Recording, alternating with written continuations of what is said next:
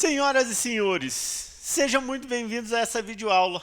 Eu sou o professor Rafael Figueiredo e na aula de hoje vamos dar continuidade ao tópico de zeros de funções. Vimos na aula passada o primeiro passo fundamental para tentar estimar as raízes de f de x. Esse passo consiste no isolamento da solução de interesse em um intervalo. Nesse passo, é onde determinamos o intervalo AB, que contenha uma única solução de f de x igual a zero.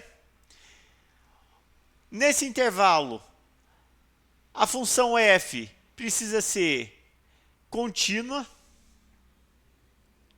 E, além disso, f de A vezes f de B tem que ser negativo. Ou seja, nos extremos desse intervalo, f tem que ter sinais opostos.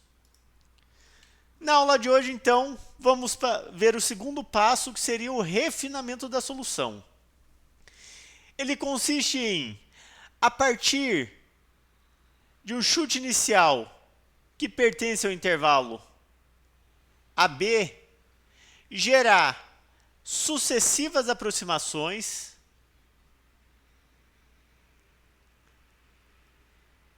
que, sob certas condições, vão tender para a solução exata do problema.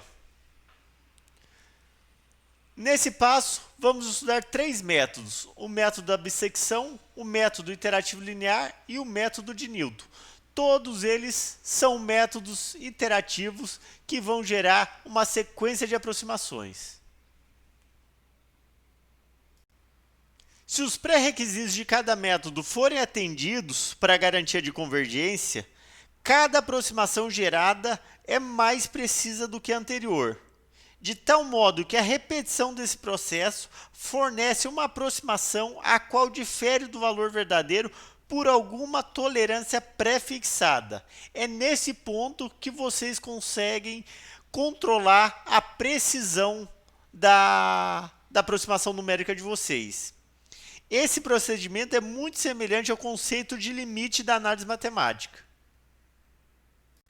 Devido ao funcionamento de cada método iterativo, em que geram infinitas aproximações que, sob certas condições, convergem para a solução exata, é necessário estabelecer um critério de parada. Em essência, a função do critério de parada é encerrar a aplicação do método quando o mesmo tiver gerado uma aproximação suficientemente próxima da solução exata. Esse grau de proximidade recebe o nome de precisão. Assim sendo, quanto mais próximo, mais preciso e melhor é a aproximação. Seja x a solução exata da equação f de x igual a zero e x barra uma solução aproximada via algum método numérico.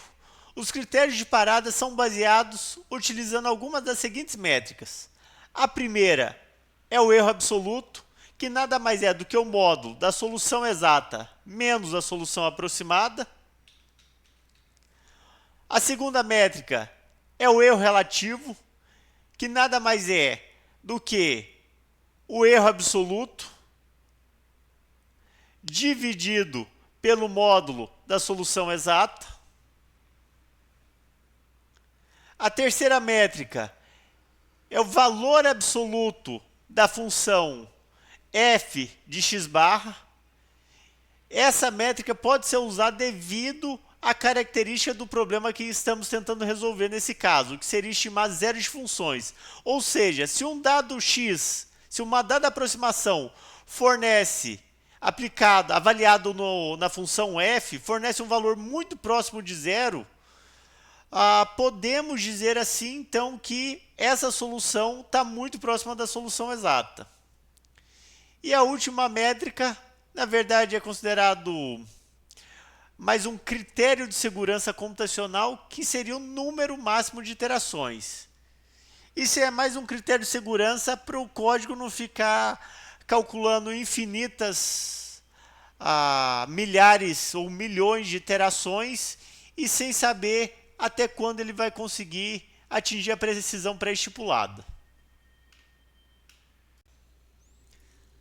Assim, na prática, os métodos iterativos utilizados para resolver o problema de encontrar zero de funções são aplicados até que uma dessas três desigualdades sejam satisfeitas, onde esse epsilon é chamado de precisão ou tolerância. Olhando bem para a definição do erro absoluto e do erro relativo, é possível perceber que a aplicação da fórmula é inviável, pois não conhecemos justamente aquilo que queremos saber, que é a solução exata da equação. Uma vez que seja garantida a convergência, ou seja, os pré-requisitos para a aplicação de todos os métodos sejam satisfeitos, esse problema pode ser controlado redefinindo o erro absoluto e o erro relativo como sendo o erro absoluto como a nova aproximação menos a aproximação anterior.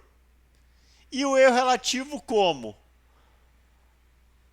a nova aproximação menos a aproximação atual dividido pelo módulo da nova aproximação.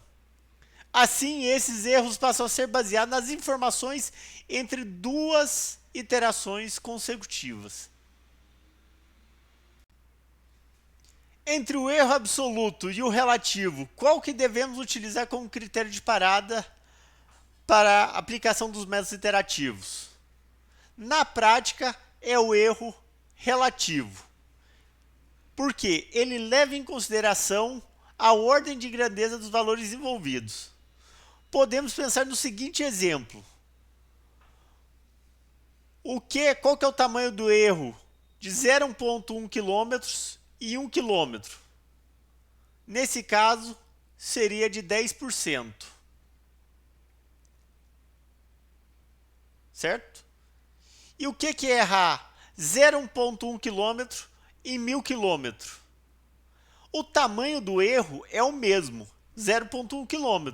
Só que a porcentagem do nosso erro aqui é de 0,01%. O nosso erro que a gente está cometendo para esse outro caso é muito menor do que para o primeiro caso. Por isso, o erro relativo é adotado na maioria dos casos.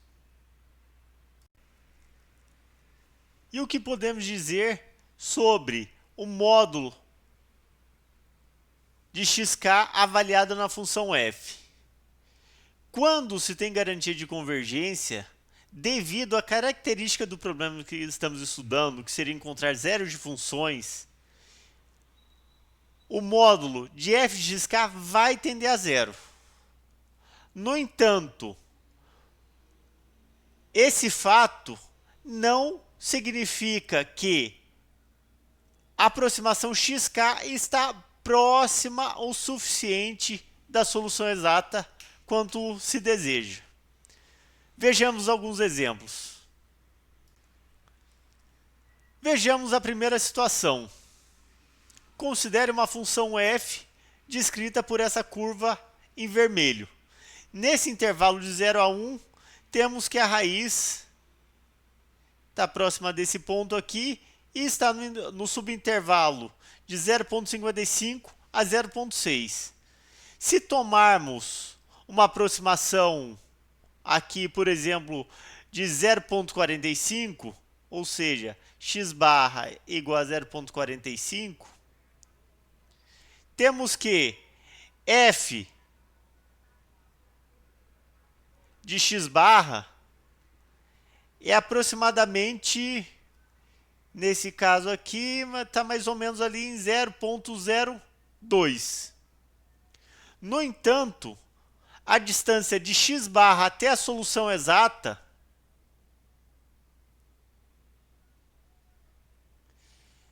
é maior que 0,1.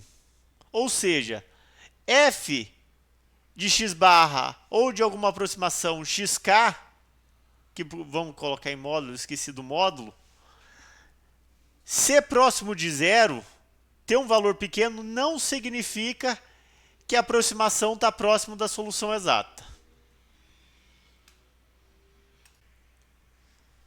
Vejamos agora uma outra situação. Nesse caso agora que uma outra função f de x é descrita por essa curva em vermelho, nesse intervalo de 0,9 a 1,1.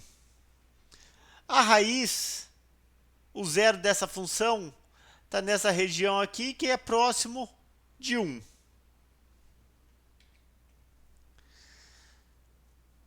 Bem, qualquer ponto que pegarmos aqui, por exemplo, 0,95. Lembrando que esse gráfico está em escala 1 por 1. Observem que, supondo que esse daqui seja a aproximação x barra, o módulo de x barra menos a solução exata é próximo ali, é menor que 0,05 aproximadamente. Certo? No entanto, f avaliada nesse ponto, está próximo dessa região aqui, está entre menos 0,15 e menos 0,1. Ou seja, o módulo da f de x barra é aproximadamente 0,13. Ou seja, a solução aproximada está mais próxima da solução exata do que o módulo da função f de x barra está de zero. Nesse caso, esse critério de parada baseado no módulo da aproximação avaliada na função f não é muito utilizado porque ela depende muito do comportamento da função f. E por esse motivo, o erro relativo é o critério de parada mais utilizado na prática. Algumas considerações sobre a aula de hoje. Em relação à precisão pré-fixada que definimos por epsilon, se o interesse é ter m casas decimais de precisão na estimativa da nossa solução, então devemos tomar epsilon como sendo 10 elevado a menos m. Por exemplo, se desejarmos ter 3 casas decimais de precisão, o nosso epsilon deve ser igual a 10 a menos 3, que é igual a 0,001. E, em relação ao erro relativo, existem alguns problemas cuja raiz é zero. Nesse caso, como o erro relativo é definido pelo erro absoluto dividido pelo módulo da aproximação xk mais 1, se xk mais 1 estiver tendendo a zero, computacionalmente, por mais que não seja zero, seja muito próximo de zero, dependendo do valor pode dar problema. Então, sendo assim, nesse caso, basta calcular o erro relativo da seguinte forma. O erro relativo pode ser definido como o módulo de xk mais 1, que seria a nova aproximação que vocês acabaram de calcular, menos xk, que seria a aproximação atual, tudo isso dividido pelo valor máximo entre 1 e módulo de xk mais 1. Ou seja, se a nossa aproximação em módulo tiver entre 0 e 1, o nosso critério de parada vai ser estabelecido pelo erro absoluto. Porque o máximo do denominador aqui, esse valor máximo vai ser 1. E se o módulo da nossa aproximação for maior ou igual a 1, ele vai calcular, então, o critério de parada vai ser o erro relativo. Assim, vamos aplicar os métodos numéricos para gerar, a partir de um chute inicial, sucessivas aproximações. XK, XK mais 1, até que esse erro relativo seja menor que a precisão pré-estipulada. Esse critério sendo satisfeito, paramos de iterar e a nossa aproximação final considerada para a estimativa da solução seria o nosso XK mais 1, seria a nossa solução estimada. Encerramos a aula de hoje, onde vimos em que consiste o processo do refinamento da solução e estabelecemos os critérios de parada para os métodos iterativos. Na próxima aula, iremos estudar então o primeiro método e mais simples de todos, que é o método da bissecção. Um abraço!